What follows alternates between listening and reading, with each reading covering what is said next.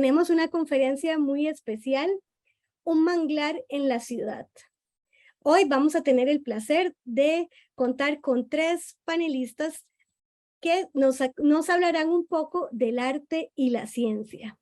En esta ocasión, el presidente de la Academia Nacional de Ciencias, el doctor Walter Fernández, no nos va a poder acompañar. Sin embargo, en su lugar, les voy a presentar a las conferencistas yo. Tenemos a Flor de María Gallardo. Ella es graduada como artista gráfica y posteriormente como bachiller en Historia del Arte en la Universidad de Costa Rica. Ha trabajado como profesora interina de artes plásticas en la Universidad de Costa Rica. Ha impartido cursos en el espacio Veritas, la Casa de Cultura Amón, del Instituto Tecnológico, el Centro Cultural de México, el Centro Cultural Costarricense Norteamericano, la Galería Artflow, los museos del Banco Central, el Museo Nacional de Costa Rica, y ha participado en foros de discusión en museos, galerías y universidades. Vinculada y comprometida con los museos nacionales, con experiencia en el montaje de exposiciones, asesorías, curadurías, visitas guiadas y giras a sitios de interés histórico y arqueológico. Ha sido consultora técnica de la Municipalidad de San José para la adquisición de obras de arte. En este proceso, la municipalidad ha adquirido trabajos de los escultores costarricenses Edgar Zúñiga, Manuel Vargas y Olger Villegas. Ha participado en varias publicaciones y catálogos a destacar: Trayectoria, pensamiento y obra de Edgar Zúñiga Jiménez, editorial de la Universidad Técnica Nacional, y Entre Siglos, en el capítulo correspondiente a Costa Rica de la Fundación Rosas Botrán. Además, sí. Perdón. Bueno, los voy presentando si quieren antes de su exposición. Si gusta, tiene la palabra. Flor. Ok, gracias. Perdón, ahí ese Safis. Muchísimas gracias, Dayana. Muchas gracias a don Walter Fernández, que además es un gran coleccionista de arte, un gran conocedor de arte, y eso hace que nos sintamos muy más cómodas, ¿verdad? Puesto que esta es una academia totalmente científica. Yo voy a iniciar explicando un poco cómo se gesta una exposición y cómo se gesta esta exposición en particular, cómo personas como doña Margarita Silva o otros expertos que voy a mencionar prácticamente se apuntan a este proyecto casi que desde el día 1, generando una sinergia extraordinaria. Voy a compartir mi exposición que he titulado, ya la pongo en modo de presentación, aquí está, ¿ok? Que he titulado es cómo se desarrolló la exposición, ¿verdad? Y en particular esta exposición, y bueno, ya lo había comentado Dayana, hoy además en un día tan importante como es el Día Internacional de la Defensa del Ecosistema Manglar. Por lo general, una exposición parte de un asunto muy simple que es una idea. Entonces, eventualmente veremos cómo Marisela Alvarado, la artista que ha elaborado las 52 piezas que están en exhibición en el Museo Nacional, partió, digamos, de una serie de elementos hasta llegar definitivamente a la idea que fue la del manglar. ¿Ok? Es un tema en el que cada vez que el curador se enfrenta a una exposición, este curador tiene que volverse casi que como un gran conocedor del tema. Pero, ¿qué hace un curador, ¿verdad? En los medios, en la televisión, en las películas, normalmente el curador es una figura vestida a la última moda que simplemente llega y decide cuál es el orden en que se van a colocar las piezas, da media vuelta y luego da una conferencia. Sin embargo, para que una exposición suceda, y en particular esta exposición en un medio como el Nacional, el curador se vuelve una figura múltiple, ¿verdad? Hay que organizar la exposición, establecer el discurso de las piezas con el espectador, darle un sentido realmente a los objetos que se muestran y a la vez acompañar acompañar al artista, ¿verdad? No dirigirlo, es simplemente una compañía para irlo llevando por el camino que él quiere, ¿verdad? Simplemente lanzándole pequeños retos. Y finalmente, una serie de elementos que son algunos de carácter administrativo y que yo he definido a partir de la conferencia en 12 ítems. Entonces, bueno, lo primero que tuvimos que hacer fue, bueno, ¿dónde vamos a mostrar esta idea? ¿Verdad? Entonces, hicimos un largo recorrido, digamos, el lugar que escogimos no fue el primero, queríamos encontrar el lugar idóneo. No fue el primero, pero yo siempre lo tenía en la cabeza. Entonces, poco a poco fuimos llegando a ese lugar, acercándonos a los directores de las instituciones, a los diferentes departamentos, hasta que finalmente el espacio del Museo Nacional de Costa Rica, en su sede de San José, nos abrió las puertas generosísimamente. Y lo decidimos en particular en un lugar que se llama Los Calabozos, ¿verdad? Recordemos que el museo, antes de ser museo, fue un cuartel, ¿verdad? Que incluso tiene una parte del cuartel que tuvo la casa de don Mauro Fernández. Los Calabozos es un lugar intrincado, pero que no es difícil de llegar. Con el nuevo acceso que tiene el museo, que es atravesando ese jardín de mariposas, que es maravilloso, lo primero que nos topamos es un rótulo que nos invita a entrar a los calabozos, que son un poco claustrofóbicos para algunas personas. Bueno, ahí ahora que hablemos un poco de la formación del equipo, nos vamos a dar cuenta cómo se combatió la claustrofobia de la gente a partir del color, de un color blanco. Este es un mapa que nos proporciona la página del Museo Nacional, ¿verdad? Nos orienta perfectamente y que pues estamos debajo de la sala de exposiciones temporales, es lo que veríamos aquí arribita, esto que estoy aquí manchando, pero la de los calabozos, que es donde nosotros nos ubicamos, más de 200 metros cuadrados, es donde pasamos una buena parte de nuestro tiempo. Esta es una vista. Esta es una vista, pero esta es una vista en particular de las celdas de los calabozos. Recordemos, como había dicho al principio, que el Museo Nacional era un cuartel. Entonces, este espacio de los calabozos además fue un reto enorme porque es un espacio que tenía habilitado una cocina, unas duchas, unas letrinas y también estas celdas, ¿verdad? Entonces, las celdas hoy ustedes pueden encontrar en las 4 celdas piezas de la exposición de Maricel.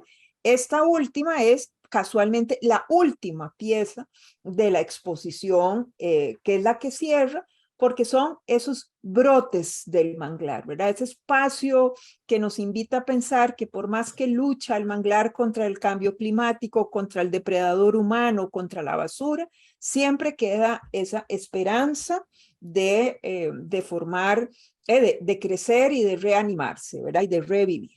Bueno, entonces ya tenemos el lugar, ahora lo que necesitamos es formar un equipo, ¿verdad? Y el equipo que se conforma, ¿verdad? Es un equipo con un apoyo interinstitucional. O sea, yo no puedo hacer el equipo Maricel Alvarado, la artista, y yo, y muchas gracias. No, este equipo que formamos, lo primero que tenía que tener era un museógrafo.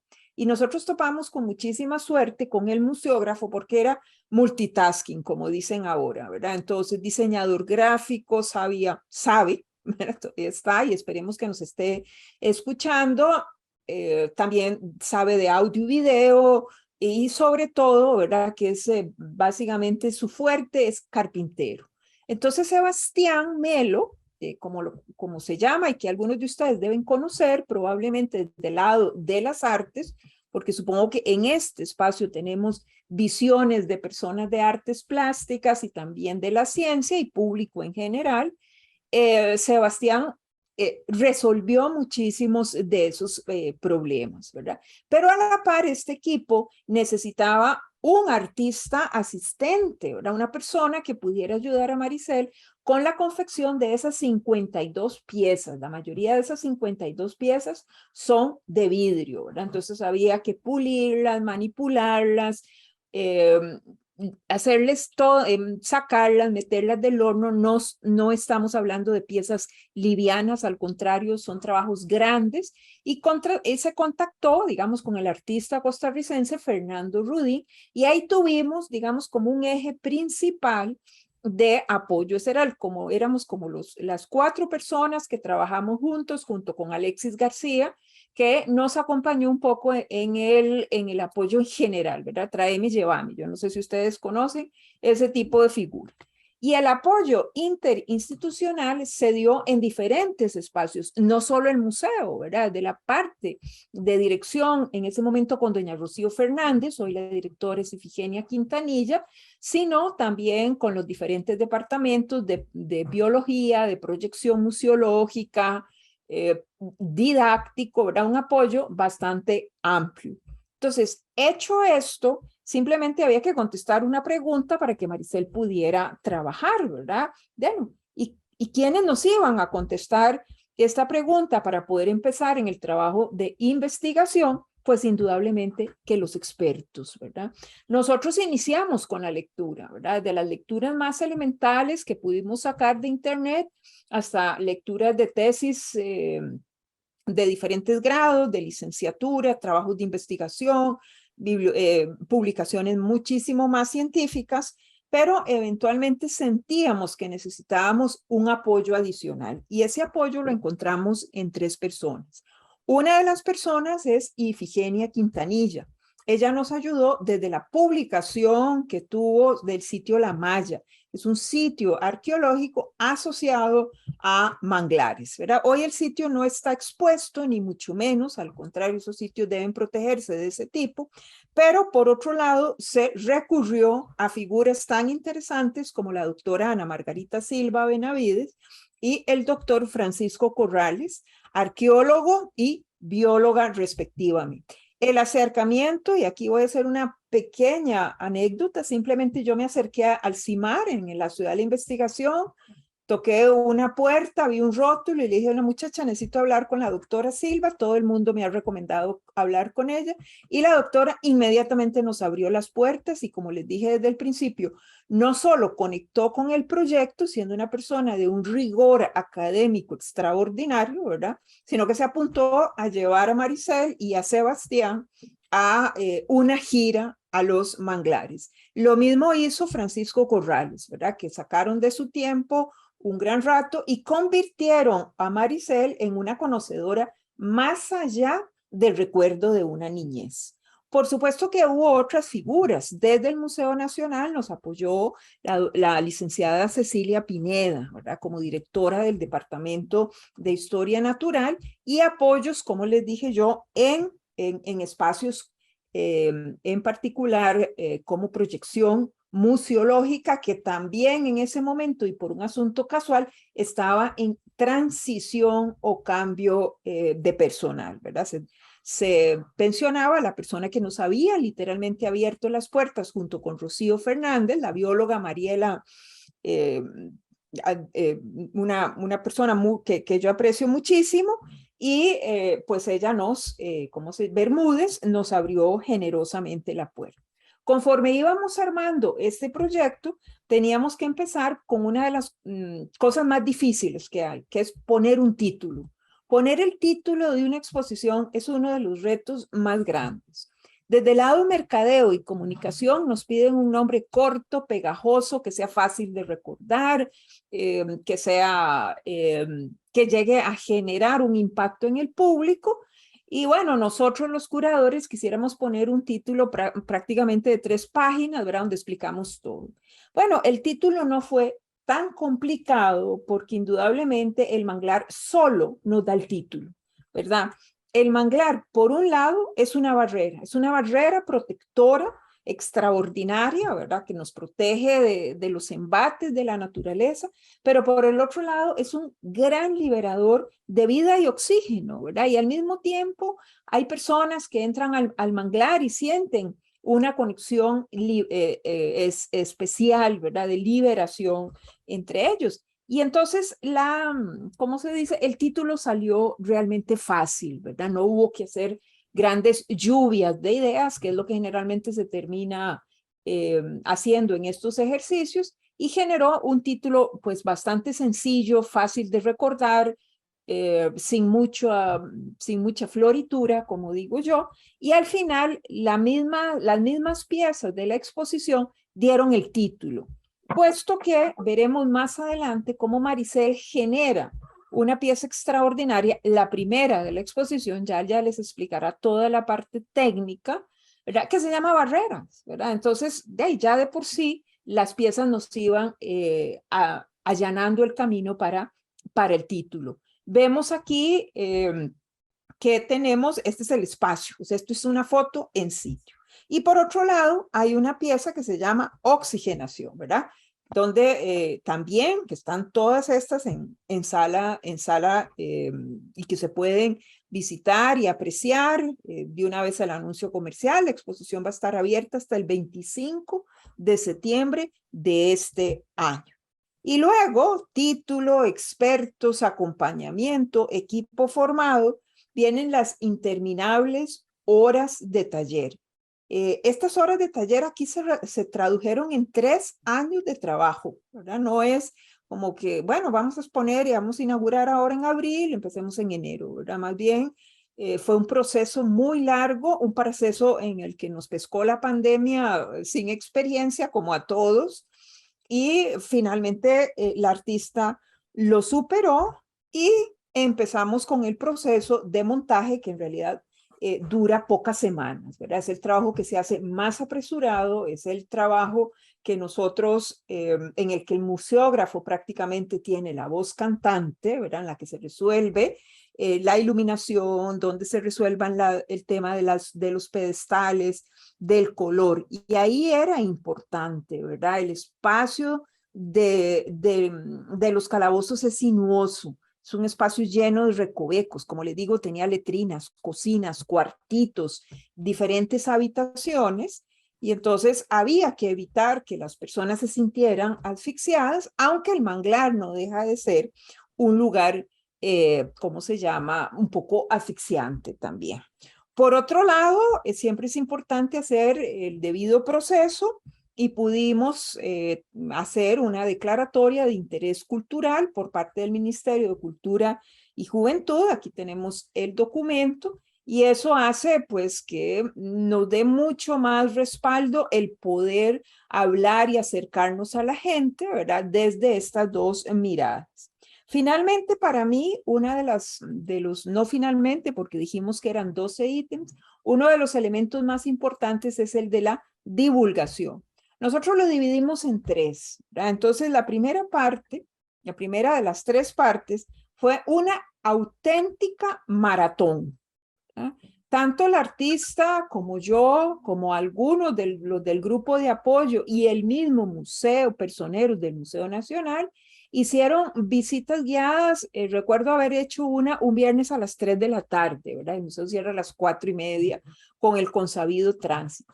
Una de las visitas más interesantes que tuvimos, y aquí podemos ver al artista con blusa floreada, fue un grupo, una experiencia lindísima con un grupo del Helen Keller, ¿verdad? Entonces, cómo era un asunto sensorial, ¿verdad? De una exposición que es tan visual. Y fue para mí una de los grandes retos, fue habernos recibido este grupo, ¿verdad? Y no solo estudiantes universitarios, público en general, que por cierto, ¿verdad? Y vale el anuncio, el último domingo de cada mes hay una visita guiada, yo la hago con mucho gusto. En la segunda parte y en las vacaciones de medio periodo hubo talleres, ¿verdad? Y aquí se buscó el apoyo del departamento educativo del museo y planteamos una serie de talleres para niños, sobre todo para adultos mayores. En algunos casos quedó gente en lista de espera, lo cual lamentamos mucho, pero bueno, ahora tenemos aforos más reducidos, hay que saber manejar los grupos. Y finalmente, una tercera etapa que para mí era fundamental es este ciclo de conversatorios, conferencias, presentaciones de catálogos. Hoy estamos aquí, hoy estamos en la Academia Nacional de las Ciencias, presentando esta exposición. Ahora en agosto, por ejemplo, vamos a mostrar el catálogo gracias, digamos, a la plataforma de la Biblioteca Nacional. Y, por su parte, el Museo Nacional, como nuestro gran anfitrión, nos permitirá presentar 3 conferencias de forma presencial, ¿verdad? Poco a poco hemos ido aprendiendo este tema de la virtualidad. Pero la exposición no se acaba el 25 de septiembre. Después, por supuesto que viene un proceso de desmontaje y tomamos rumbo al sur. Nos vamos a enrumbar al sitio Museo Finca 6, con una parte más reducida. El espacio de temporales de Finca 6 es mucho más pequeño, pero realmente vamos a llevar la exposición a la vecindad de un gran manglar, ¿verdad? El manglar Terra Basierpe, el más grande del país, con grandes problemas de contaminación, pero llevaremos un manglar de vidrio a la par de un manglar natural. Bueno, había también que hacer una distribución de los diferentes espacios en el museo, eso lo descubrirán cuando ustedes vayan, y yo les mostraré lo que fue el gran reto, el espacio que de verdad nosotros decíamos, ¿cómo vamos a acomodar eso?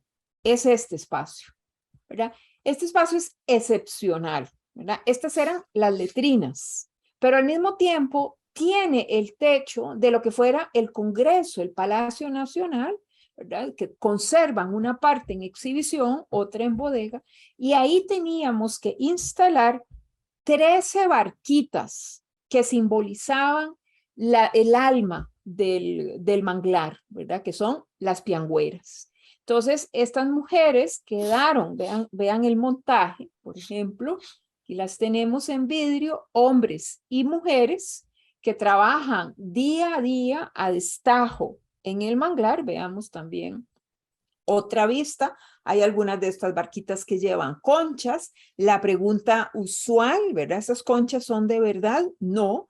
Alvarado Orozco hizo el trabajo de conchas desde el vidrio, ¿verdad? Pues si yo meto una concha en esos hornos, que ahora supongo van a conocer uno, de ahí se estalla el asunto.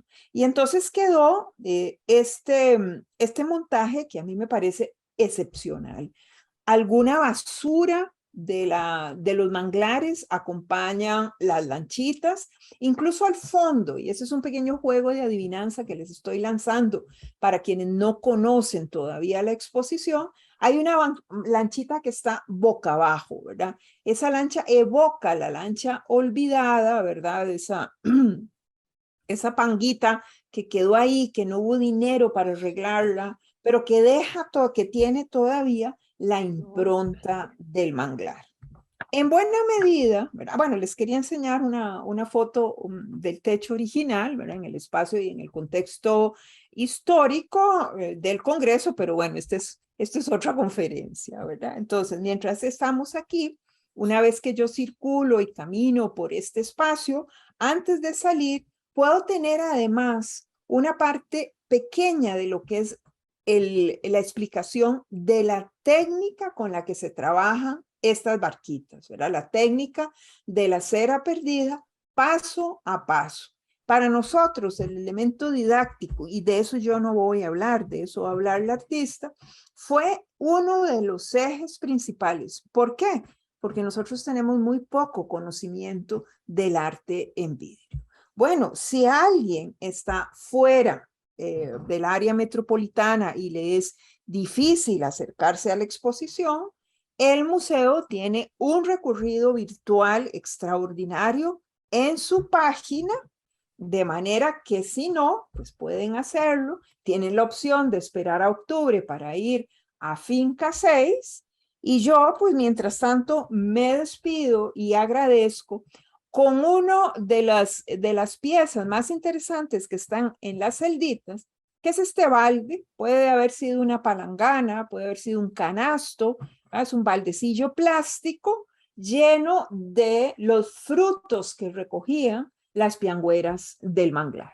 Entonces, muchísimas gracias por este ratito. Supongo que Dayana al final nos dará algún espacio para contestar preguntas o dudas que tenga la gente. Y pues muchísimas gracias, Dayana. Muchas gracias a usted, Flor Gallardo, de verdad muy interesante. Y al final vamos a abrir un espacio para que puedan comentar, preguntar a las expositoras. A continuación vamos a tener a Ana Margarita Silva Benavides. Ella es docente e investigadora de la Escuela de Biología y Centro de Investigación en Ciencias del Mar y Limnología de la Universidad de Costa Rica. Especialista en recursos acuáticos, especialmente en ecosistemas de mangle, aspectos de la dinámica del bosque, dinámica litoral, recursos y la interacción con comunidades costeras que hacen uso de los recursos del manglar. Ha coordinado estudios relacionados con el tema de población de bivalvos como recurso comestible para los pobladores de las zonas costeras en varios manglares de Costa Rica. Ha escrito varios artículos sobre la estructura y productividad de los bosques de mangle, también relacionados con el tema del recurso costero e interacción con los habitantes de las zonas costeras, especialmente del Golfo Dulce. Le doy la palabra a la doctora Silva. Voy a compartir pantalla. Vamos a ver.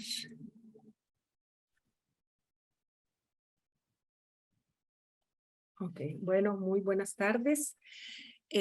Muchas gracias a los organizadores de esta actividad por invitarme a hacer esta exposición sobre los manglares, que pues yo les conversaré sobre aspectos generales de los manglares y enfatizando un poco sobre los manglares aquí en Costa Rica.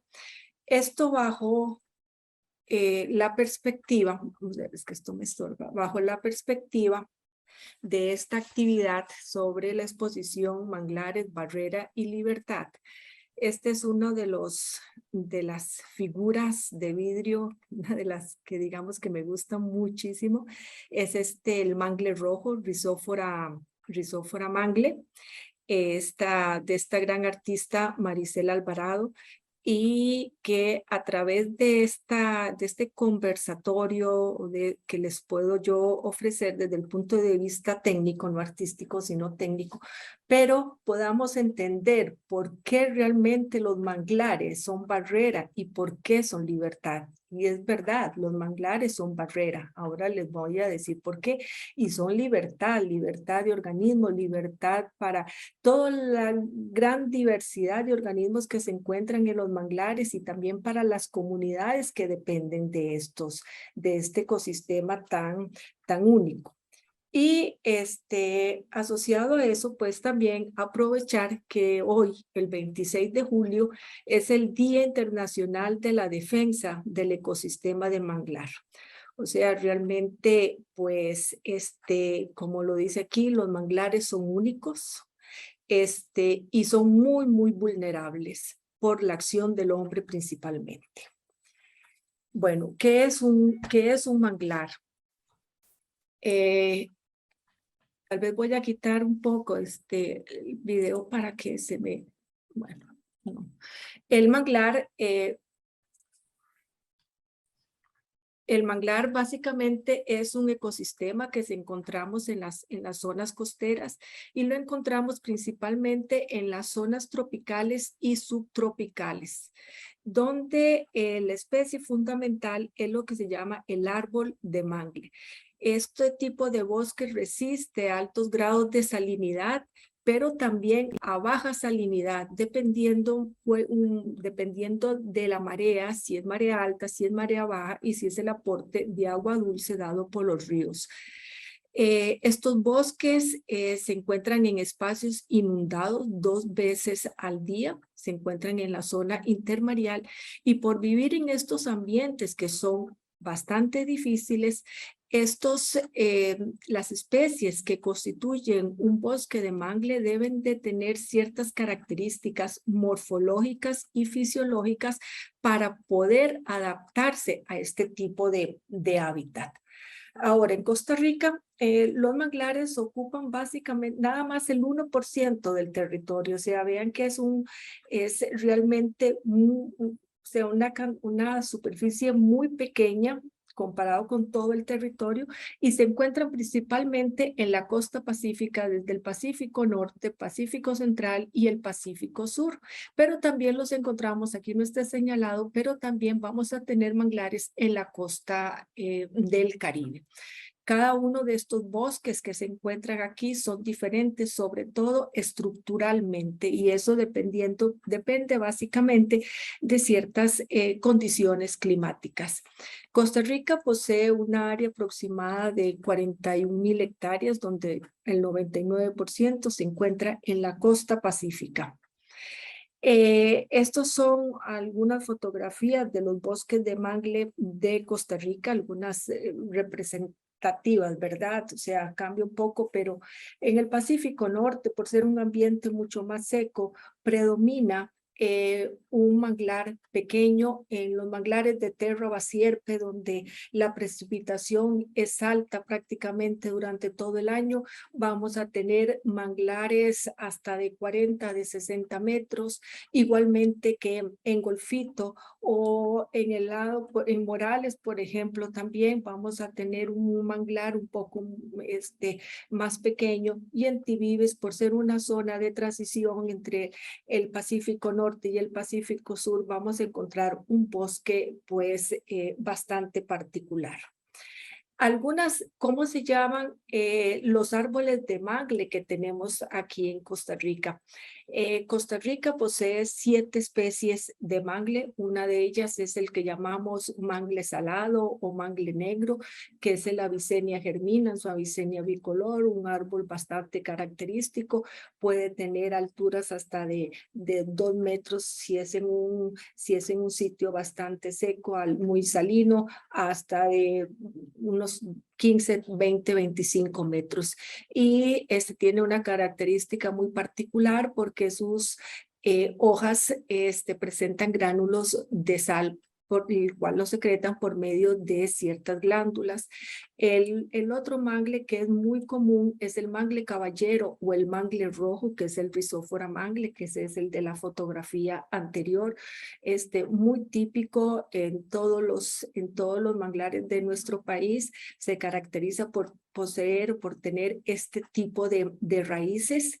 Y tenemos el otro que es un mangle caballero, Rhizophora, también le dicen mangle caballero, un mangle blanco, es el Rhizophora racemosa, es un árbol por lo general de unos 40 metros, tiene unas raíces bastante fuertes. Aquí en los manglares del Pacífico Sur podemos tener hasta árboles de 60 metros. El Rhizophora mangle y Rhizophora racemosa se caracterizan por tener estas estructuras, estos hipocótilos o propágulos, que esto es una futura planta, o también sirve de dispersión.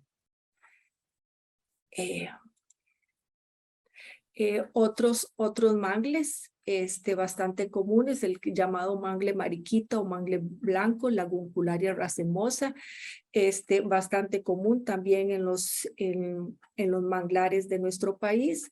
El otro Conocarpus erecto, otro mangle asociado, otra especie asociado a los manglares, y Peliciera. Peliciera es un árbol que predomina en los manglares de Tibibes, pero también lo encontramos, es bastante frecuente en los manglares del Pacífico Sur, en el área de Golfito, en los manglares de Terra Basierpe. Fácil de reconocer por este tipo de raíces y por el tipo de fruto que es en forma de corazón. Pero no solamente los manglares vamos a tener plantas, sino que también constituyen el refugio de una gran cantidad de animales, de vertebrados, de invertebrados. Muchos de ellos son residentes ahí en las zonas de manglares, otros son de transición o son migratorios. Pero realmente desde ese punto de vista, y ahora, ¿por qué los manglares son especiales? O sea, realmente son muy especiales, y como dije anteriormente,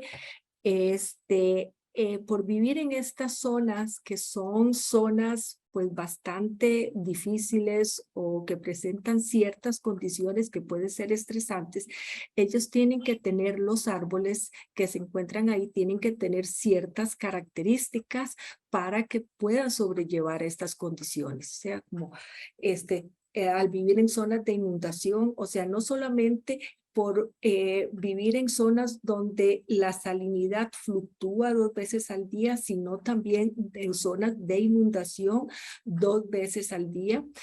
Son capaces de soportar alta salinidad, también suelos inestables, porque ellos se encuentran en zonas lodosas, entonces son suelos, digamos así, un poco movedizos, entonces tienen que poseer ciertas adaptaciones para poder adaptarse a este tipo de suelo. Por lo general, los suelos son anóxicos, o sea, son suelos cuyo contenido de oxígeno es bajo, relativamente bajo. Ya a los 30 centímetros vamos a tener condiciones bajas de oxígeno importante. Algunas de las características así muy generales, sin entrar en detalle, poseen semillas vivíparas, o sea, estos hipocótilos que son característicos de este grupo del género de las rizóforas, o sea, en algún momento cuando tienen un tamaño ya adecuado se desprenden de la madre y son capaces de flotar hasta encontrar las condiciones adecuadas y luego se anclan en los sedimentos y forman una nueva planta. Son capaces de flotar la semilla por lo general también arrastrados por las corrientes hasta condiciones o ambientes más favorables.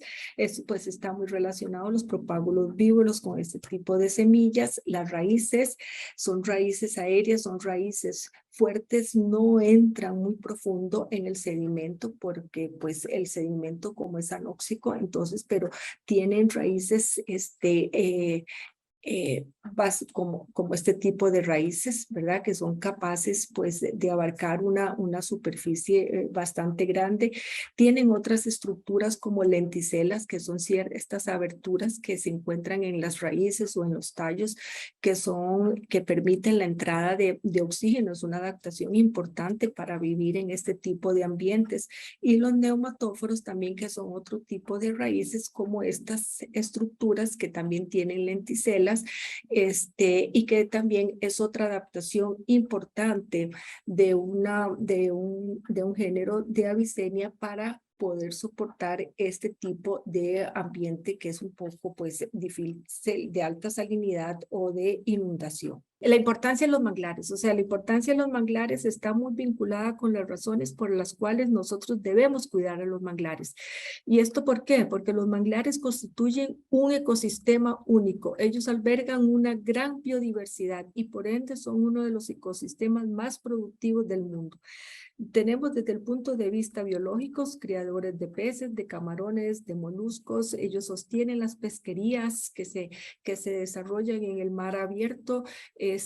Protege una gran cantidad de organismos.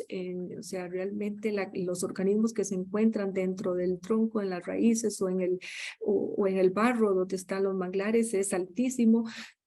Constituyen espacios de migraciones o de corredores biológicos, especialmente de aves, y también el ciclo de nutrientes, que es el ciclo de nutrientes dado por organismos que mueren por las hojas que se descomponen por las raíces, entonces liberan una gran cantidad de nutrientes en el suelo y en el medio que les proporciona su alta productividad. Se ve. La otra es desde el punto de vista, ya estoy en otra diapositiva, desde el punto de vista ambiental, importante. Okay. Importante porque son sumidores de dióxido de carbono, o sea, los manglares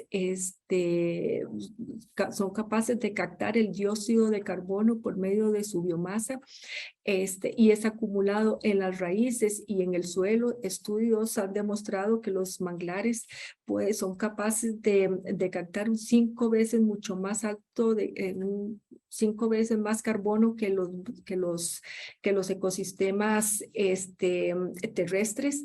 Esto ayuda a mitigar el cambio climático, también sirve como estabilizadoras de la línea costera y ayudan en los procesos de erosión, procesos que se están dando muy comúnmente aquí en los manglares de Costa Rica. Protegen las costas de las mareas y de los vientos, también son filtros naturales de sedimentos y contaminantes por medio de las raíces. Este tipo de raíces les ayuda a detener o controlar todos los sedimentos y contaminantes que bajan de los ríos y por ende también protegen los ecosistemas aledaños como los pastos marinos y los arrecifes. Ahora, la otra razón es desde el punto de vista económico. O sea, definitivamente los manglares ofrecen actividades económicas, o sea, ofrecen alternativas económicas a las personas que viven alrededor de los manglares por medio del turismo y de la recreación, siempre y cuando esto se haga dentro de unos ámbitos razonables para poder visitar los manglares. Constituyen un medio de transporte en los manglares de Terra Basierpe, por ejemplo. Este medio es bastante común. Obviamente también la educación y la investigación, o sea, ojalá que los programas de educación de colegios y de escuelas de este país tuvieran la importancia de proteger las zonas costeras y de estos incluyendo los manglares. Yo creo que estuviéramos mejor desde ese punto de vista. Y también los manglares ofrecen moluscos, especialmente las pianguas, que estos organismos constituyen una fuente de subsistencia a muchas familias costeras de Costa Rica. Ahora, pero todo esto se encuentra amenazado, o sea, realmente hay amenazas en su conservación y voy a hablar un poquito de cuáles son estas amenazas básicamente aquí en Costa Rica. Algunas de estas son las camaroneras, o sea, si las camaroneras no se trabajan de la manera más adecuada, son fuente importante de contaminación en los flujos de agua en los manglares. La alta concentración de sustancias químicas y también de desechos sólidos que transportan los ríos. Todo este material que es transportado por el río tiene como punto final los manglares, pero no solamente también que son transportados por los ríos, sino también las personas que viven cerca de los manglares tiran basura a los manglares, los cuales pues los está perjudicando. Cambios en el uso del suelo en las cuencas. Estos cambios de uso se dan básicamente porque por la agricultura también, por la urbanización en las partes medias y altas de la cuenca. Entonces, todo lo que sucede en las partes altas y medias de las cuencas afectarán directamente a los manglares. La deforestación también, aquí los manglares en Costa Rica son protegidos por ley, no se permite la deforestación, pero eso es lo que yo llamo como la deforestación hormiga, o sea, que van y cortan un árbol, luego otro va y cortó otro árbol. Entonces eso no se ve, no es muy evidente, pero sí se presenta. La erosión, obviamente, ¿verdad? Hay procesos de erosión bastante importantes en varios de los manglares. Esto, dados en gran parte por cambios en el nivel del mar, que ya, pues, ya este es un nivel mucho más, más macro, pero contribuye a todos estos procesos de erosión. Estos son algunas fotografías. Esto es allá por Puerto Jiménez, que están drenando un río, sacando arena. Este es uno de los ríos de Sierpe, una fotografía aérea, el gran transporte de sedimentos. Esta es una fotografía en los manglares de Terra Basierpe, donde hay ciertos sectores que encontramos extensiones, varios kilómetros de manglar muerto. Hay un aporte importante de sedimentos que, digamos, entre comillas, se están ahogando, tapan las lenticelas y van ahogando los manglares. Y por otro lado, bueno, aquí no se ve tan bien, pero bueno, desechos de basura y también movimientos de tierra en las cuencas de los ríos que desembocan en los manglares. Extensión de la zona urbana. Realmente esta es una fotografía en la zona de Punta Arenas, donde vemos que a través de los años se ha dado esta situación. Quemas también, o sea, hay manglares que en la parte de atrás de se los queman para expandir especialmente lo que es en la frontera agrícola. La pesca, que es en los manglares, aquí es prohibido pescar, pero se encuentran esa actividad poca, debo decir, pero sí uno la puede encontrar y definitivamente pues es prohibida porque, como les decía anteriormente, los manglares son sitios de refugio de muchos organismos, o por lo menos esos etapas larvales. Entonces, si hay pesca, gran parte de estos organismos larvales o juveniles mueren. Y otro punto importante, también otra amenaza, es la invasión del helecho del manglar o Negraphora, la Acrostichium aureum. Este helecho es un helecho muy invasivo. Vamos a ver si aquí tengo una fotografía. Es es un helecho muy invasivo. Aparece o invade los manglares cuando los manglares se queman o son cortados. Entonces, estos proliferan en los manglares de Terra Basierpe y en algunos de Golfito. He visto esta situación y es bastante preocupante, es muy preocupante cuando tenemos hectáreas invadidas por este lecho. Este es en un manglar de Morales, en los cuales en algún momento abrieron estos canales, y entonces estos canales cambian todo lo que es el flujo de agua de los manglares y obviamente entonces afectan su estabilización. Ahora, ¿por qué? ¿Qué podemos hacer para cuidar los manglares? Yo creo que es bastante lo que podemos hacer. Una de ellas es como se están dando en algunos, en el Golfo de Nicoya o en el Golfo Dulce, por ejemplo, siembra responsable de moluscos. Esto es en una asociación allá por el lado de Rincón de Osa, donde están sembrando moluscos, bueno, de manera responsable. La necesidad de avanzar en temas legales, administrativos e institucionales, agilizar todos estos procesos administrativos que están en manos de ciertas instituciones gubernamentales y que muchas veces impiden que los procesos se agilicen. Definitivamente yo creo que el trabajo organizado con la comunidad es fundamental para poder llevar a cabo desarrollos de protección o de productividad en los manglares. Plan de restauración del manglar. Actualmente se están dando proyectos importantes en Punta Arenas y en Sierpe para la restauración de los manglares. Entonces, esto puede ser algunas acciones que podemos llevar a cabo. El galardón de bandera azul, que lo tiene en una playa blanca allá en Osa también, eso es importante. Otra de las acciones que nosotros podemos hacer para poder cuidar los manglares, la educación, definitivamente, las comunidades costeras primaria, secundaria, a nivel de universidad también. O sea, la educación es primordial para poder conocer qué es, cómo hacemos, cómo podemos cuidar los manglares, un turismo responsable y también pues y mucha investigación. Todavía falta investigación para desarrollar varios vacíos de información que tenemos en este campo. Esto es en un grupo de mujeres en Chomes también, en un curso de aves, programas de restauración. Vean aquí las comunidades, esto es en Chomes también, un grupo de mujeres tienen este programa de restauración de los manglares de Chomes. En el Golfo Dulce también llevan acciones importantes, un proceso de investigación. Y aquí pues en educación ambiental relacionado con los manglares en la zona de Draqui.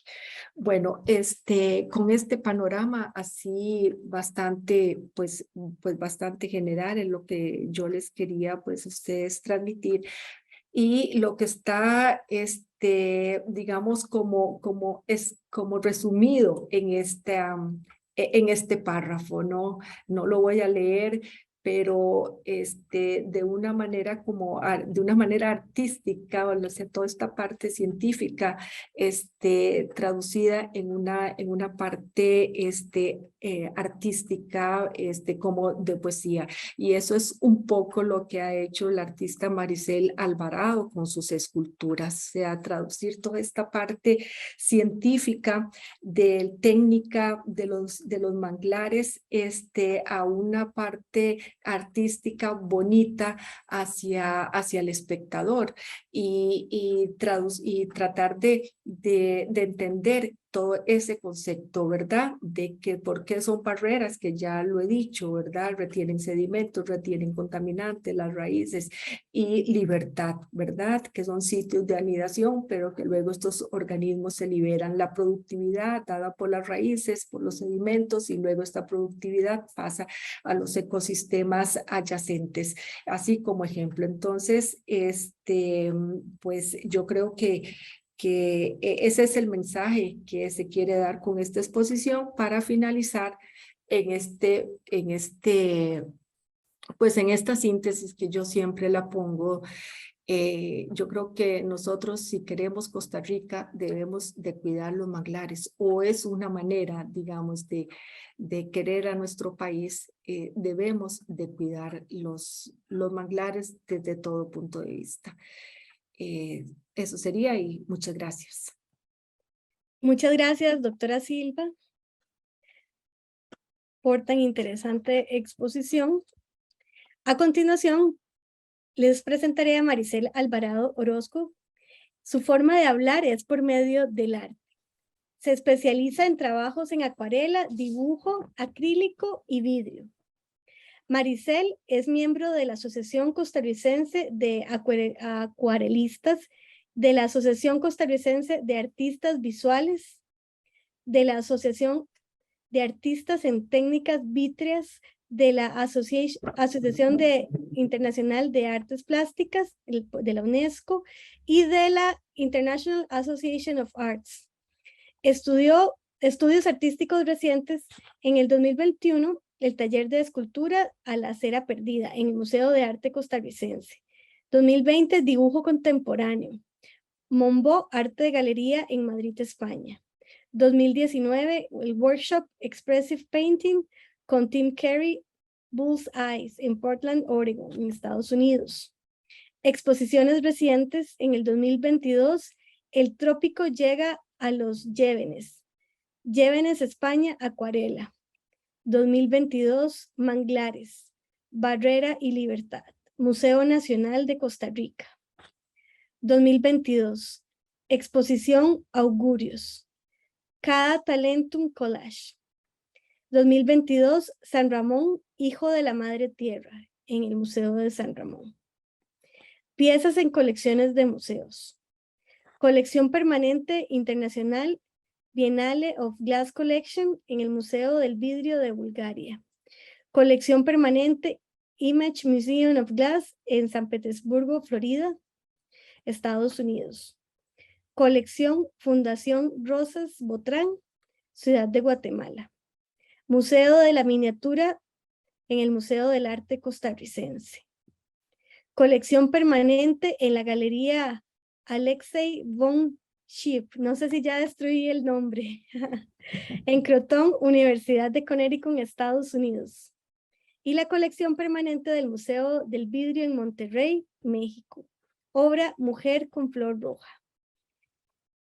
Maricel, le cedo la palabra. Muchas gracias, Dayana. Buenas tardes a todos. Quiero agradecer a don Walter Fernández y a los miembros de la Academia de Ciencias por esta oportunidad que me ofrecen hoy para conversar sobre mis manglares, sobre todo hoy en un día tan especial. A la doctora Margarita Silva del CIMAR por su apoyo incondicional desde el inicio del proyecto. Un agradecimiento a quienes nos están escuchando en vivo y a los que lo harán en diferido. A todos ustedes, muchas gracias. Durante mi carrera dentro de la técnica del vidrio, porque vengo de la pintura y del dibujo, he trabajado el tema de la mujer y del árbol de la vida. ¿Y por qué entonces decidí esta vez trabajar el tema del manglar? Bueno, es que desde pequeña tuve contacto con los manglares.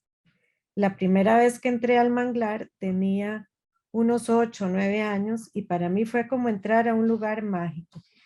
Me deslumbraron aquellas raíces con formas tan diferentes, tan grandes, tan enredadas, los colores, los brillos que creaban formas deslumbrantes donde se perdían las hojas, las sombras, los reflejos, el sonido de los animales y del mar. Para mí fue entrar a un universo nuevo.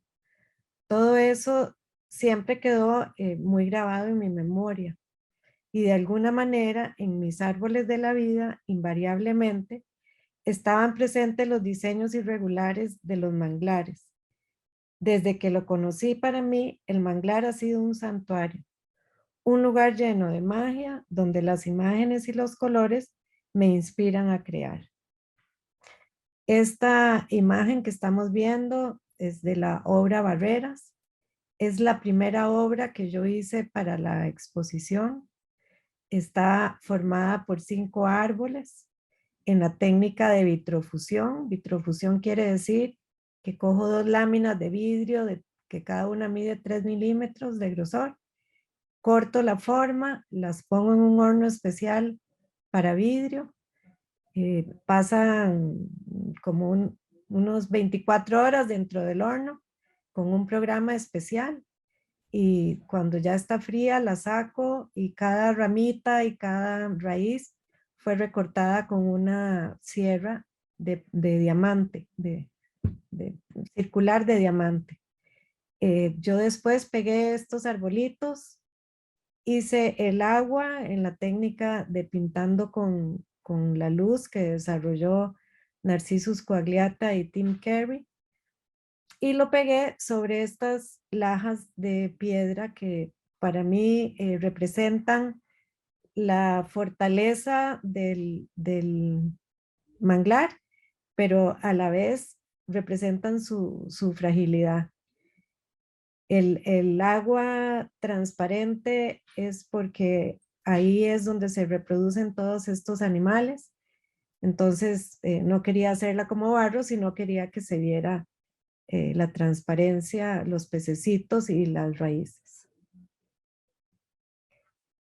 En esta segunda obra fue trabajada también desde el recuerdo, igual que la primera, desde mis recuerdos de niña. Por eso los colores son no tan realistas. Aquí podemos ver de lo que les hablaba, del brillo, que para mí fue deslumbrante cuando yo entré por el mar al manglar.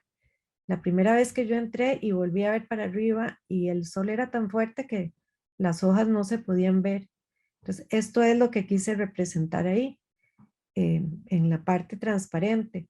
Es una pieza muy grande, tiene muchas capas de vidrio. Yo fui recortando pedacitos de vidrio. No les he explicado que en el vidrio se trabaja con vidrios de colores, no es como en pintura que yo puedo revolver y hacer colores, sino que yo compro vidrios de colores que traigo de Estados Unidos porque aquí no se consiguen. Entonces fui armando esta pieza, después fui armando las raíces y tiene unos tubitos de vidrio, esas piecitas negras que se ven dobladas, que las trabajo con fuego. Armé toda esta pieza y la metí al horno. Esta pieza duró más o menos una semana dentro del horno.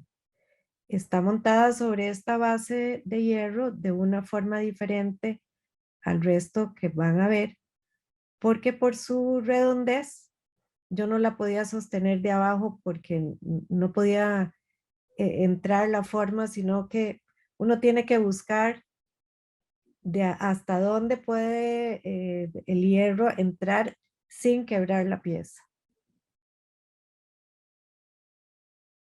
Esta obra Transparencia también fue trabajada desde mi recuerdo de niña, por eso los colores son tan diferentes a la realidad.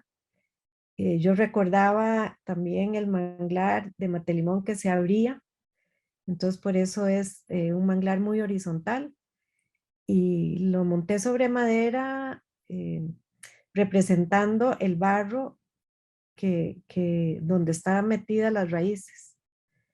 Esta obra tiene también una técnica que se llama pintando con la luz, que es otra diferente, que se trabaja con polvo de vidrio de colores. Entonces yo lo voy agregando y se van formando esas pintitas que ven ahí de colores. Mi intención con esta exposición fue traer el manglar a la ciudad, pues no mucha gente tiene la oportunidad de entrar en él, aunque en Costa Rica tenemos manglares en ambas costas, principalmente en la del Pacífico, como dijo doña Margarita. Al llegar a los calabozos, lo primero que escuchamos es el ruido que existe dentro de un manglar. Quiero que la gente se vaya sumergiendo en ese ambiente húmedo con sonidos muy especiales que no son comunes en la ciudad. Esos sonidos fueron grabados directamente dentro del manglar de Chomes por el museógrafo Sebastián Melo, y creo que esta es una razón más para poder ir a visitar la exposición, porque hace que uno entre de muchas formas al manglar. Luego nos topamos con la sala didáctica, que es una pequeña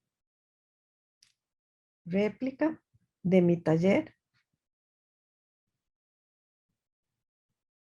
con fotos de los hornos, de vidrios, de algunas de las máquinas. Este es un horno grande, el horno más grande. Estos son los vidrios y los vidrios en polvo, máquinas que son sierras, pulidoras. También está la indumentaria que se necesita para trabajar con las pulidoras. Están todos, se pueden apreciar todos los tipos de vidrio y los componentes que utilizo para cada una de las técnicas con las que trabajé en las diferentes obras que están expuestas. Aquí en estas fotos pueden ver diferentes herramientas y diferentes químicos, el vidrio en polvo, los guantes, las mascarillas.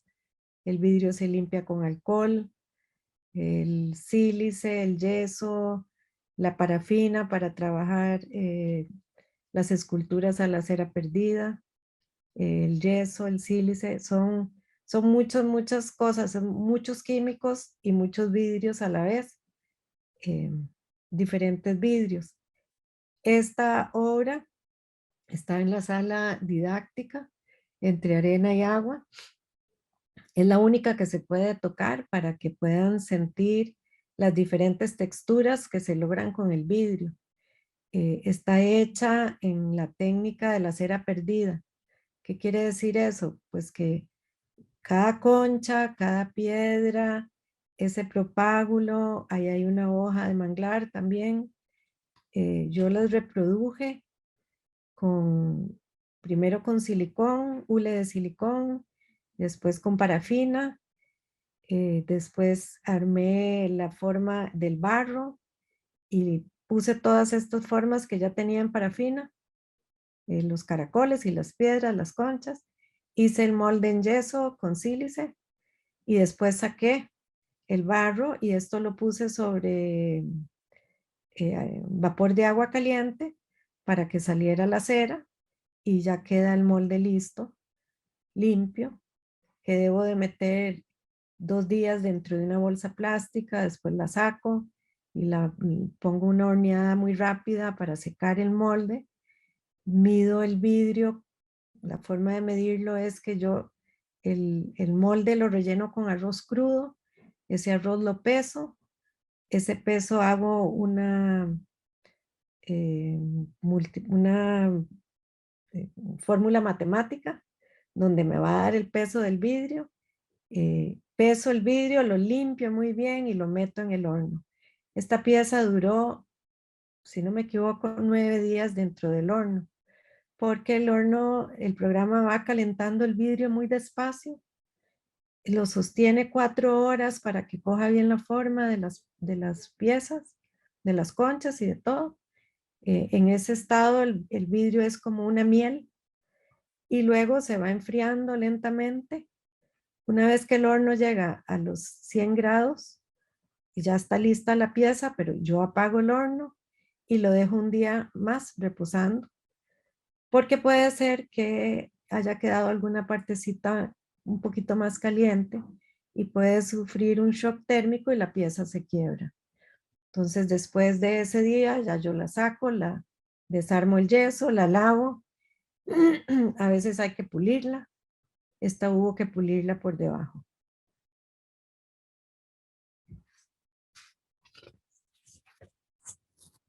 Esta exposición fue trabajada durante 3 años. Empecé desde mis recuerdos de niña, como les dije. Las primeras obras están hechas en vidrio transparente, resaltando las formas de las raíces. Me interesaba mucho mostrar cómo estos poderosos bosques producen gran cantidad de oxígeno. Y esto lo logré provocando que el vidrio atrapara burbujitas entre las láminas. Cada una de estos, por ejemplo, estos árboles tienen 3 láminas de vidrio donde yo las coloqué de cierta forma para que se quedara el vidrio, las burbujitas de aire atrapadas y así poder dar la sensación de la producción de oxígeno de los manglares. Estas piezas, al ser iluminadas, resaltan de una forma maravillosa esas burbujitas.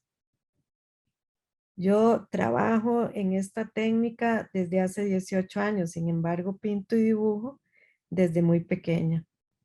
Y he recibido talleres en Costa Rica, en Corning, en Nueva York y en Bullseye, Oregon. Esta pieza que están viendo, Matelimón, es una pieza trabajada desde mis recuerdos, donde ahí está representada mi pasión, mis recuerdos de juventud, está representado el sedimento, las raíces que para mí fueron muy impresionantes. Es una pieza que tiene mucha textura porque puse un programa que no me la hacía totalmente lisa. Yo puedo escoger el tipo de programa para ver si quiero una pieza muy lisa o si la quiero con textura. Esta la quería con textura. Fue muy impresionante, por ejemplo, el grupo de los señores de la Helen Keller, cómo disfrutaron de esta pieza al tener tanta textura. Es una pieza que representó en ese momento para mí una cosa muy linda porque me impresionó verlos, cómo ellos disfrutaban sin poder ver, cómo podían disfrutar de sus texturas y me preguntaban de los colores.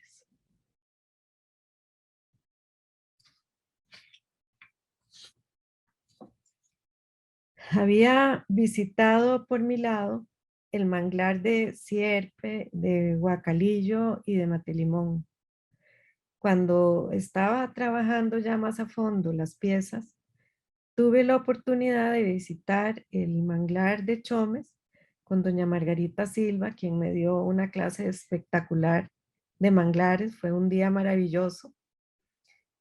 Fui al de Tibibes con don Francisco Corrales, que también fue espectacular. Y también usé los textos publicados de Ifigenia Quintanilla, que hoy es la directora del museo. Este cúmulo de experiencias y conocimientos que fui adquiriendo a través de todas estas visitas y lecturas fueron una inyección nueva para seguir creando obras con más color, experimentar diferentes técnicas que tal vez conocía, pero no las había trabajado, para plasmar lo que quería comunicar, porque según sea la obra que planeo, debo escoger el color del vidrio, el grosor del vidrio y el tipo del vidrio. ¿Qué necesito para esa obra? Debo de pensar de antemano la técnica que más se va a adaptar a lo que yo quiero hacer Y también tengo que escoger muy bien el programa del horno. A partir de todas estas visitas, las obras fueron naciendo rápidamente una tras de otra. Esta obra que están viendo, Chomes, es una obra que me inspiró montones en el manglar ahí. Me impresionó montones, que son árboles muy oscuros, muy negros, pero atrás tenía luz. Entonces esta obra está hecha de varias capas. La primera capa la trabajé con luz y con troncos, y la segunda capa está trabajada con colores grises y negros. Al fundirla juntas, primero hice la clara, después la oscura, y después puse en medio de las dos una lámina de vidrio transparente. Las metí en el horno, alrededor le puse ladrillos refractarios, porque donde es tanto vidrio hay que contenerlo para que no se explaye. Estuvo en el horno una semana también. Representé ahí abajo esos puntitos blancos que ven, son los sedimentos, porque ese manglar donde yo estaba con doña Margarita había mucha piedrita, mucha cosa blanca. Eso lo quise representar. Después de que esta obra salió del horno, fue cortada con sierra y pulida con pulidoras. El trabajo de la pulida es un trabajo muy, muy lento. Después está esta obra que se llama Reflejos de Tibibes. La trabajé a partir de una foto que yo tomé en Tibibes. Tiene una reacción química de los diferentes vidrios, que estaba probando un vidrio nuevo que nunca había usado y no sabía que daba reacción química. Algunos vidrios la dan y uno los usa el propio. En esta obra yo lo que quería era reflejar el reflejo que estaba viendo y poder entrar a ese manglar, que es un manglar un poquito más iluminado, más ralo, diferente al de Chomes. Esta es una pieza bastante grande. Esta es la sala donde están todas estas piezas.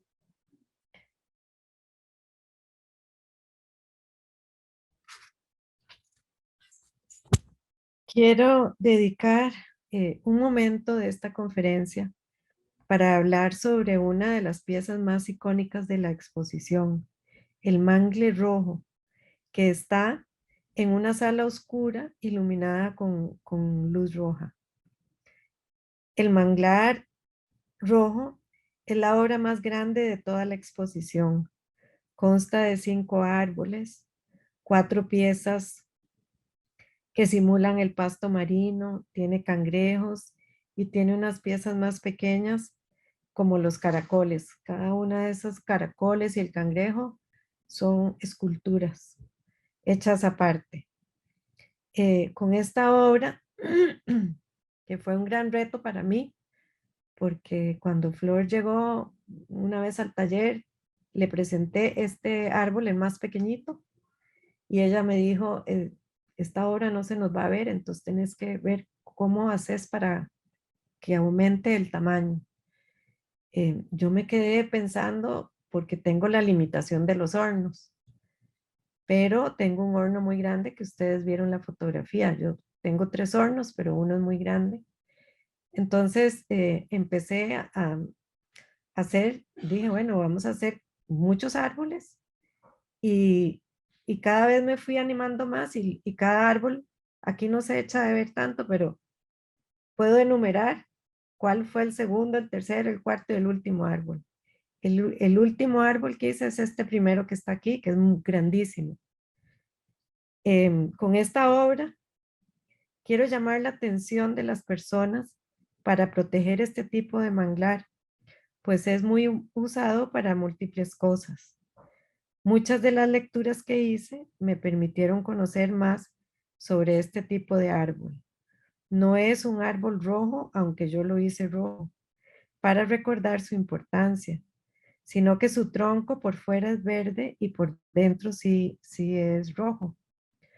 Por sus taninos, son usados desde la época precolombina para teñir fibras para telas. También se usa para hacer carbón. Es muy buena madera para construir casas y tiene muchas características medicinales. Por todo esto que les estoy diciendo, se comprende que son muy apetecidos y que tenemos que ver de verdad cómo los protegemos más. Esta es otra obra que quiero hablarles, que se llama Fragilidad. Es una obra muy grande, es la única que no está horneada, está hecha de vidrio de ventana reciclada, está recortado, dibujado, pulido a mano. Lo fui armando como un rompecabezas. Tiene cosas escritas, como por ejemplo, iba poniendo estoy cansada, ya quiero terminar. Este árbol se me hizo muy lento porque en esta pieza duré 3 meses, pero esos secretitos los fui tachando. Yo quise dejar ahí como un registro, pero nadie lo puede leer. Yo creo que ni yo misma ya sé a dónde los escribí. Después cada piecita la fui pegando, es como un rompecabezas con una goma especial que es solo para vidrio y con una lámpara que se usa para esa goma. Esta pieza me quitó el sueño, días de sueño, porque no sabía cómo empacarla para llevarla al museo. Pues digamos, cada pieza de las otras tienen su caja especial y yo las pongo sobre una espuma que hago un hueco, recorto la forma de la pieza y la hundo. Esta no podía hacer eso y yo decía, ¿cómo voy a transportar esto? Va a llegar desarmada. Entonces me ocurrió hacerle la caja. Puse un estereofón abajo, la paré sobre el estereofón y en lugar de ponerle la espuma como las otras, se me ocurrió ponerle la espuma contra el tronco que hiciera presión. Entonces el árbol no se movía. Y lo monté en el carro y lo llevé como si fuera mi bebé recién nacido. Y cuando lo desempaqué, yo estaba feliz porque no se despegó nada.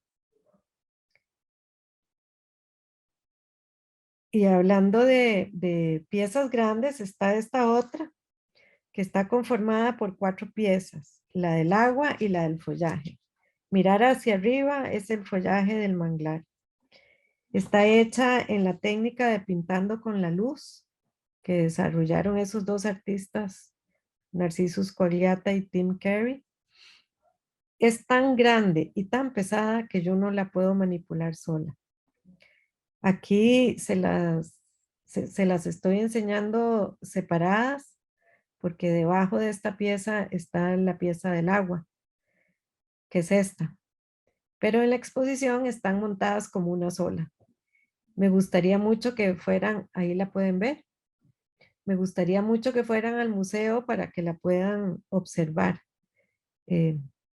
También está hecha el follaje en el horno grande porque es una pieza realmente grande y las del agua también son piezas que miden más de 1 metro. Esta es una obra bien grande. Una de las obras más importantes para mí está en la torre y es la instalación que se llama Sobrevivencia. Hablamos mucho, mucho, mucho, prácticamente el último año sobre esta obra, Flor y yo, de cómo hacerla y por qué hacerla. Y decidimos hacerla como una instalación de denuncia donde enseño la triste realidad de lo que estamos haciendo con la naturaleza. Yo fui y recogí troncos y basura en el manglar de Guacalillo. Hice los neumatóforos en vidrio. Hice los propágulos en vidrio. Tiene cangrejos y tiene conchas. Todas hechas son esculturas en vidrio. cuando yo me vi frente a esta realidad, me causó muchísimo dolor ver esos neumatóforos y esos cangrejos tratando de sobrevivir en medio de ese basurero, de la basura que llega de todas partes del país, no solo de la gente que vive en las costas. Duele entender y presenciar que ella está defendiéndose y tratando de sobrevivir a lo que nosotros los seres humanos le estamos haciendo. Los estamos envenenando y los estamos exterminando. Yo realmente tuve la gran necesidad de hacer esta denuncia para crear conciencia, para que seamos responsables y aprendamos a reciclar y aprendamos a amar a nuestra naturaleza y sobre todo los manglares que los estamos tratando bastante mal. Esta obra, Mangles, es una obra también muy grande. Aquí quise representar en la obra, en la pieza central, el manglar fuerte, robusto, lleno, y hacia los lados lo fui disipando y le fui poniendo menos pintura. Está pintado con esmalte especial para vidrio, porque quise hablar de esto mismo, de que estamos desapareciendo los manglares. Y los árboles de enfrente están hechos en vidrio transparente, representando el árbol que ya no está. Es una obra bastante grande. Tiene muchas horas de trabajo de pulido. Luego están en las paredes, que hay algunos de los muchos dibujos de lápiz que hice durante los 3 años y hay otros en vidrio. También en las celdas están representadas algunas de la fauna algunas piezas con las faunas del manglar. Yo me siento muy honrada y feliz de la gran visitación que ha tenido la exposición, pues quiero hacer reflexionar a la población para que con conocimiento y entendimiento seamos capaces de cuidar y proteger nuestros manglares, grandes bosques que entre muchas virtudes son la cuna del 70% de las especies marinas que se reproducen entre sus raíces y luego salen al mar.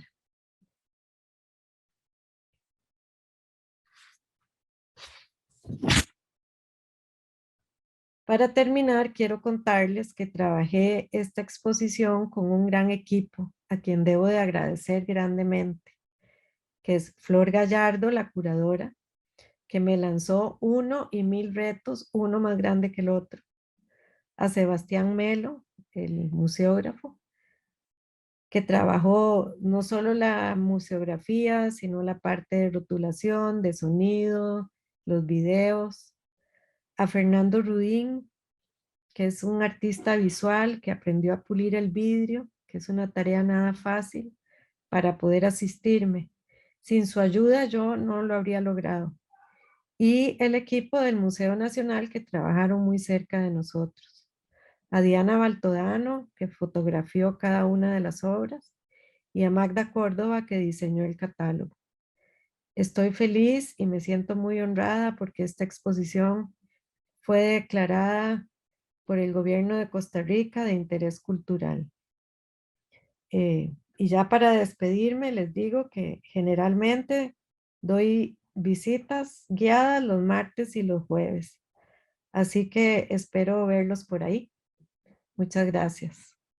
Quisiéramos agradecerles de parte de la Academia Nacional de Ciencias a las expositoras por haber compartido su arte, su conocimiento, su esfuerzo en esta maravillosa obra, como dijeron por ahí, ¿verdad? Qué buena yunta que leí. De verdad, muchísimas gracias. Me parece impresionante. Desde la Academia Nacional de Ciencias les invitamos a visitar la exposición. Ojalá este domingo que va a estar Flor Gallardo, ¿verdad? O si no, a las 12:30, dijiste, haciendo el recorrido, ¿sí? O si no, el martes con Maricel, ¿verdad? ¿O no? El Martes y domingo, El domingo hay concierto en el museo normalmente y después del concierto se hace una visita que dura más o menos 1 hora. Ok, perfecto. Bueno, muchísimas gracias también a los que nos acompañaron por el Zoom y también por el Facebook Live. En unos días vamos a tener esto editado y subido al canal de YouTube. Si no, lo pueden repasar desde las grabaciones del Facebook Live de la Academia Nacional de Ciencias Costa Rica en el Facebook. Muchas gracias por su compañía y que tengan una muy buena tarde. Bueno, muchas gracias a ustedes. Hasta luego, gracias. Adiós. Gracias, hasta luego. Hasta luego.